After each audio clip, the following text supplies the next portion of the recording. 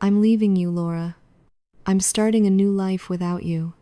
The words didn't just cut through the noise of my son's birthday party, they seemed to slice through me like glass.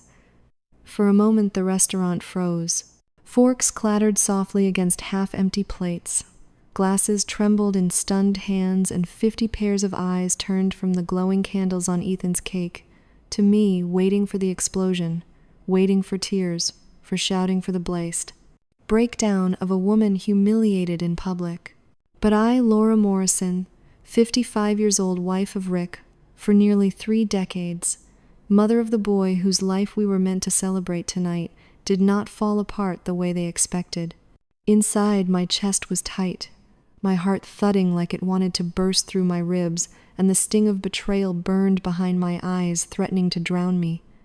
I had spent years believing I was building a home, a family, a safe place. Tonight was supposed to be about Ethan, his 25th birthday, the future he had worked so hard for. Instead, my husband Rick Morrison, 57, once a respected architect, but now more a shadow of the man I thought I knew, chose this moment to discard me like an afterthought. I could see Ethan's smile collapse into horror, his hand frozen halfway to his glass. Across the room, Jessica Hart, the woman Rick thought he had kept hidden, shifted uncomfortably in her chair. Yes, I recognized her.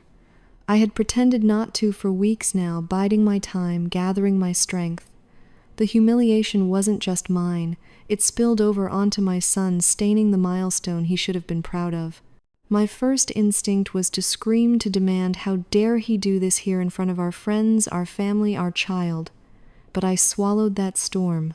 Instead, I forced a smile, so calm it unsettled even him, and whispered just loud enough for him to hear, "Congratulations on your honesty."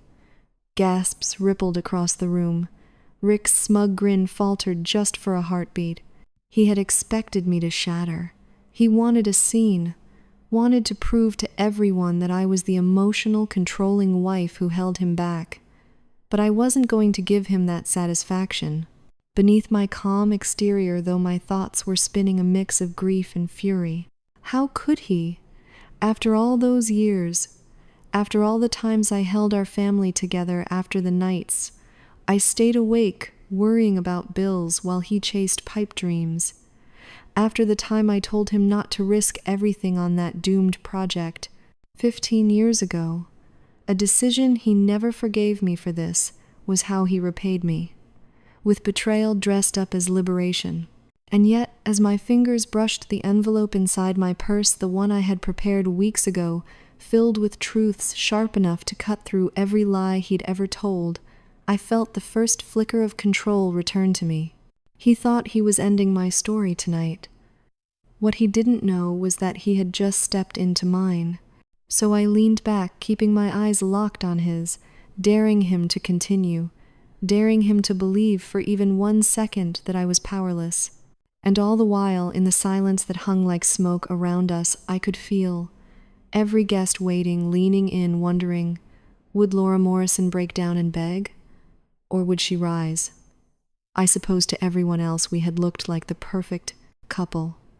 Rick Morrison, the creative architect with bold ideas, and me, Laura, the steady professor who kept our home and our family grounded. That was the story we had sold for years at dinner parties and neighborhood barbecues, smiling for photographs in front of the brick colonial house we bought 20 years ago in Evanston, just outside Chicago. People would compliment us on our stability, our marriage. Our son and I would smile politely, while a small ache lingered inside me, because I knew the truth was more fragile than it appeared. Rick had once been brilliant. I'll never deny that.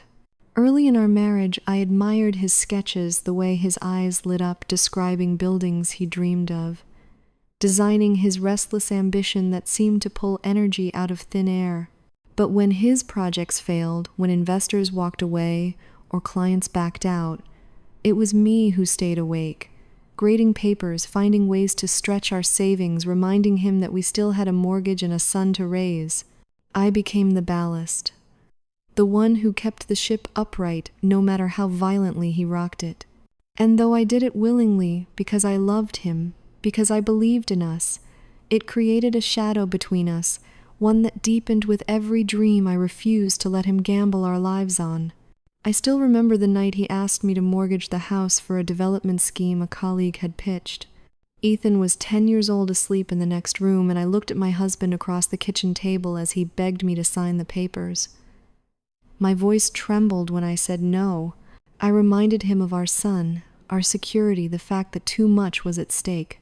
His face hardened that night in a way I had never seen before, and though the deal collapsed months later, saving us from ruin, I don't think he ever forgave me. To him, I had clipped his wings. To me, I had kept our family alive. As the years passed, I poured myself into my work, teaching psychology to eager students who sometimes saw me more as a mentor than a professor. I found fulfillment there, but I never stopped being the caretaker at home, balancing budgets, packing lunches, attending Ethan's soccer games when Rick was too absorbed in chasing another vision. Outwardly, we functioned as a team. Inwardly, cracks widened. Rick grew restless, and I grew tired of always being the one to patch the holes. Lately, I had noticed the distance sharpening. His late nights at the office, the evasive way he answered simple questions, the hollow enthusiasm when I tried to talk about our son's career plans. He was present in body but absent in spirit, and though part of me dreaded the answer, I couldn't ignore the instincts that had guided me my whole life. I started checking our joint accounts, combing through transfers he thought I'd never notice. The numbers didn't add up. The truth began to show itself in amounts small enough to hide from casual eyes, but glaringly obvious to me. And then there was Jessica. She had appeared once at a fundraiser for the arts, smiling too warmly at him, her hand brushing his sleeve in a way that sent alarms through me. When I later saw her name attached to one of the accounts, my blood went cold. I didn't confront him right away. Instead, I did what I had always done. I observed, I waited, I planned. But even in those quiet moments of calculation, I couldn't stop the voice in my head whispering, maybe this is what he wanted all along, a reason to punish me for the night. I said no, for every time I kept him tethered to reality when he wanted to soar. The strangest part was the calm that settled over me once I accepted it. Rage simmered beneath the surface, yes, and grief pressed on my chest until it was hard to breathe, but alongside those feelings grew a clarity I hadn't known in years. I saw our life for what it was, the roles we had chosen, the debts of love and loyalty that had never been repaid. And as I stood at that party with 50 pairs of eyes burning into my skin, and the taste of betrayal bitter in my mouth, I knew that his betrayal wasn't sudden. It had been a long time coming, a story written in silence and resentment in the quiet sacrifices no one else had seen. The first real crack appeared one evening when Rick came home late, smelling faintly of a perfume I didn't own. He tossed his jacket onto the couch, avoiding my eyes as he mumbled something about a client dinner. I wanted to believe him. I wanted to preserve the fragile illusion that our life was still intact, but a knot twisted in my stomach, sharp and undeniable. For years I had explained away his moods, his silences, his absences, but that night I felt the truth press against me like a weight I could no longer ignore. The following weeks became an exercise in quiet observation. His phone, once left carelessly on the counter, was now glued to his hand. He'd step outside to take calls, his voice low, his words clipped. He withdrew from Ethan too, answering our son's questions about work with distracted nods, missing dinners without apology. I could see the confusion in Ethan's eyes, the way he lingered on his father's empty chair at the table, and it broke something in me. One Saturday afternoon, while Rick claimed to be visiting a supplier, I logged into our joint account, a habit I had practiced for decades to make sure bills were paid and savings tracked. What I saw chilled me: regular transfers to a consulting firm I had never heard of, each one neatly disguised as professional expenses. But the amounts were too personal, too patterned.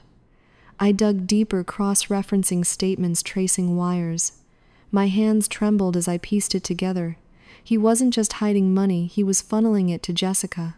Her name appeared on a lease document that had been mistakenly mailed to our home, and for a moment I simply stared at it, numb. She wasn't just a passing fling. He was building a new life with her, step by step, brick by brick, as though the past 28 years had been nothing more than scaffolding for his escape. I didn't confront him that night. Instead, I poured myself a glass of wine and sat at the dining room table long after midnight papers spread before me, my mind racing. I thought about Ethan, about the way he had worked 2 jobs during college to help cover books, because Rick insisted money was tight. I thought about the sacrifices I had made, the promotions I had turned down, the countless nights I had soothed Rick's ego when failure knocked at his door. And now here he was siphoning away what little security we had built to chase some fantasy with a woman who saw him as her ticket to something shinier. For the first time in years, I allowed my anger to rise unchecked. But it wasn't the kind of rage that made me want to scream or throw dishes. It was a cold, focused anger, the kind that sharpened into clarity. I knew his patterns, his weaknesses, his blind spots. I knew how careless he could be when he thought he was clever. And I knew I had to act not out of spite, but out of survival. So I started documenting everything. Every transfer, every receipt, every late-night call I managed to overhear.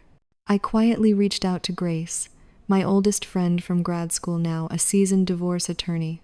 She listened patiently as I explained what I had found, her voice steady as she told me I had more leverage than I realized. "He thinks he's in control," she said. "That's exactly why he's so sloppy. Don't confront him yet. Let him believe you're blind until the time is right." Her words steadied me. I wasn't just the wife he thought he could humiliate. I was a woman who had built a career studying human behavior, who had spent decades balancing the fragile egos of students, colleagues, and a husband who never once thanked me for holding everything together. He thought I would crumble, but I had already begun to draw the map of his downfall, and for once I felt no guilt in tracing the lines. The night of Ethan's birthday arrived with a kind of tension I couldn't shake. The restaurant was lit warmly, the sound of laughter and clinking glasses filling the air. Waiters weaving between tables with plates of roasted salmon and wine refills. I smiled and made small talk, but inside my heart was braced for what I knew Rick intended to do. I had read enough of his messages to Jessica to know the script tonight was his grand announcement, the moment he would humiliate me and claim his freedom in front of everyone we knew. He had no idea that I had my own script waiting, carefully rehearsed in silence. When Rick stood raising his glass, I saw it in his eyes, the performance he had been building toward for weeks. The smugness, the self-importance, the certainty that he was about to control the narrative. He cleared his throat, looking around the room, letting the chatter fade. Ethan's candles were still burning wax dripping onto the frosting, and my son's expression shifted from joy to unease as he realized his father's toast was not for him. "I've decided to start a new life without you," Rick announced, his voice cutting clean through the air. A collective gasp rose from the guests. Forks froze halfway to mouths. Conversations snapped off mid-word. Ethan's face drained of color, his hand tightening into a fist on the table.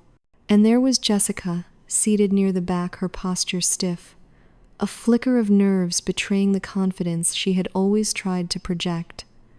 I didn't cry, I didn't beg. I let the silence stretch, let the discomfort thicken until it was almost unbearable. Then I reached into my purse and placed the cream envelope on the table in front of him. My voice was steady, even cold, when I said, "You might want to read that later." He blinked, confused, his smirk faltering. Around us, the whispers began a storm of curiosity and speculation.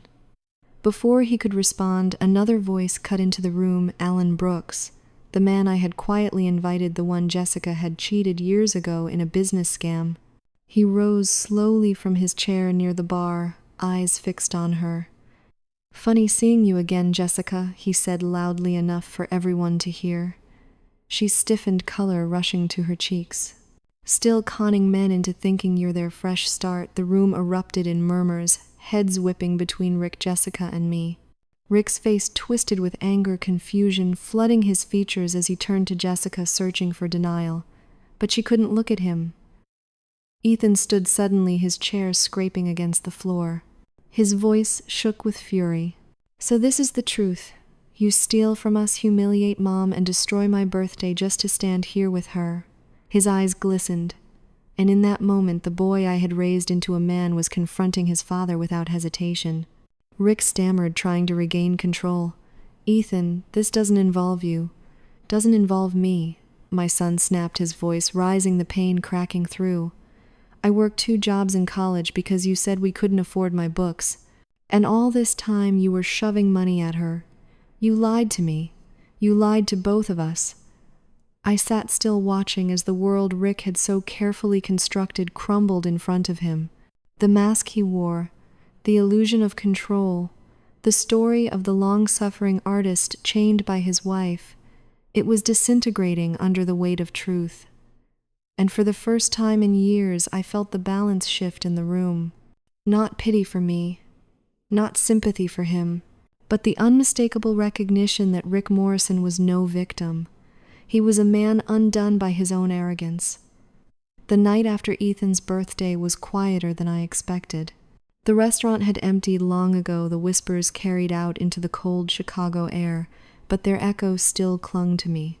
My phone buzzed endlessly, friends asking if I was all right, relatives unsure what to believe after Rick's public declaration. I ignored most of them. I had only one person to call, Grace. When she answered, I didn't need to explain. She had already heard. "It's time," I said simply, and she understood. By morning, the papers were filed. Divorce proceedings initiated, accounts frozen pending investigation, the first legal stone thrown into the pond of Rick's unraveling life. He stormed into the house that afternoon, his face flushed, clutching the envelope I had given him at dinner like it was a venomous snake. "What the hell have you done?" he shouted, his voice shaking more from panic than anger. For the first time in years, I didn't flinch. "I've done exactly what you planned to do to me," I replied evenly. Only I was better prepared. He raged about betrayal, about history, about love words that sounded hollow even to his own ears. I watched him pace the living room like a caged animal, desperate to reclaim the control he'd lost in front of everyone. But every attempt at intimidation only reminded me of how small he had become. Without his illusions, without the image of the genius architect, he was just a man cornered by his own lies. That evening, Ethan came home. His eyes were red, his jaw clenched tight, and when he looked at his father, there was no trace of the admiration that once lived there. "You ruined everything," he said flatly, his voice thick with hurt. Rick tried to reach for him, but Ethan stepped back. "Don't. You don't get to play the victim now." I felt the sting of my son's pain, but also the faintest relief he saw the truth clearly. I wasn't going to have to convince him. Rick had done that himself. The fallout spread quickly.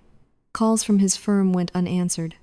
I later learned that several clients pulled out after hearing the whispers about his affair and financial misconduct. Jessica, ever practical, disappeared within a week, leaving only a terse message that she couldn't handle the drama. Rick's voice on the phone grew frantic, begging her to reconsider, promising things he no longer had to give. He didn't know I overheard one of those calls, his words breaking. "I need you, Jess. You're all I have left." But she was already gone. I didn't gloat, though. The temptation flickered at the edges of my mind. Instead, I poured my energy into Ethan, into rebuilding the rhythm of our days.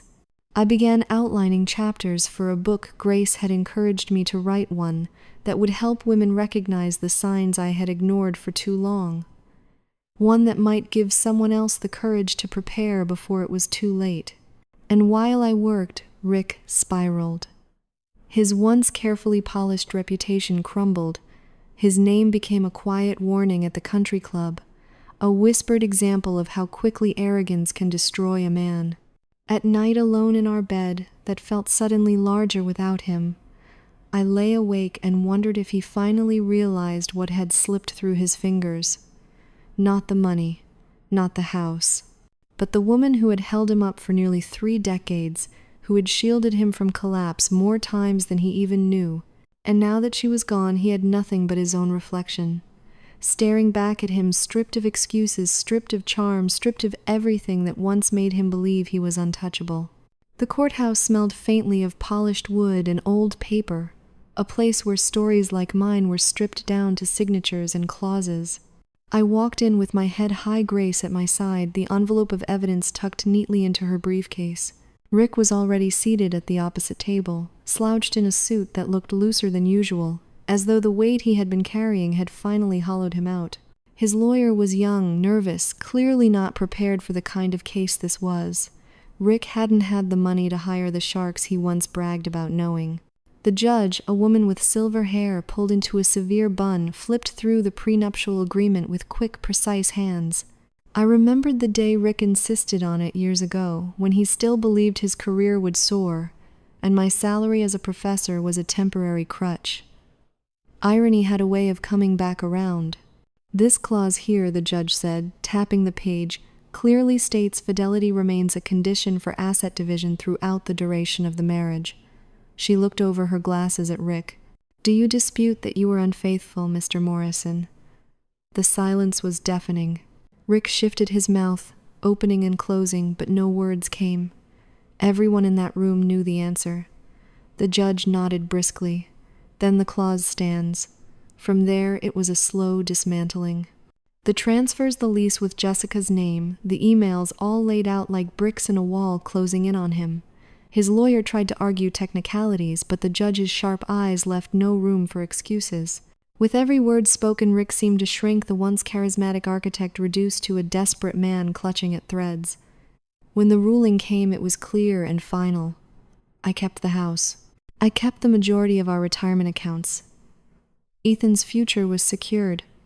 Rick walked away with little more than his failing firm and the balance of a personal account that wouldn't last him half a year. The man who had once looked down on me for being too cautious, too practical, was now stripped of the very stability I had preserved for us. Outside the courthouse, he caught up to me. His voice was low, cracked. "Laura, I made a mistake, maybe the biggest one of my life. Can we try again?" For a moment, I saw him not as the man who betrayed me, but as the man I had once loved, the father of my son, the dreamer who had sketched skylines on napkins. But that man was gone, buried under years of resentment and choices he couldn't undo. I shook my head gently. "That door is closed, Rick." His eyes dropped, and for the first time I think he truly understood the finality of it all. He turned away, shoulders bent, walking into a future he had carved out with his own hands, empty and fragile. I stood in the sunlit steps of the courthouse, breathing deeply, and for the first time in nearly 30 years the air felt light. 6 months later, my life looked nothing like it had on the night Rick tried to shatter it.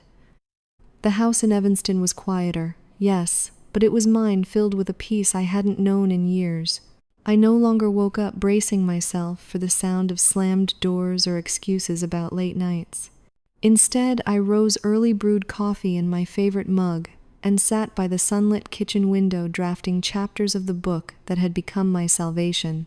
The idea had come to me in the aftermath, when Grace suggested that other women needed to hear my story, not just the betrayal, but the quiet sacrifices, the subtle signs I had ignored until they roared into my face.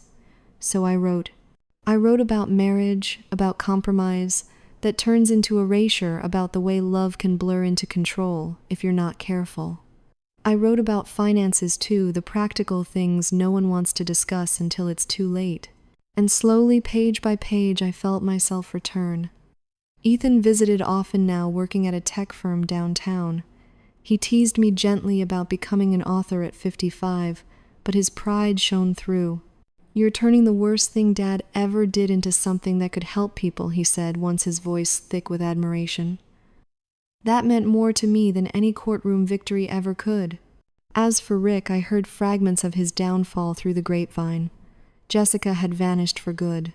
His firm was struggling without the clients he lost, and he had moved into a modest apartment far from the city. There was a time when I might have pitied him, but pity has no place in the life I'm building now. He made his choices and I made mine. The difference is that mine gave me back myself.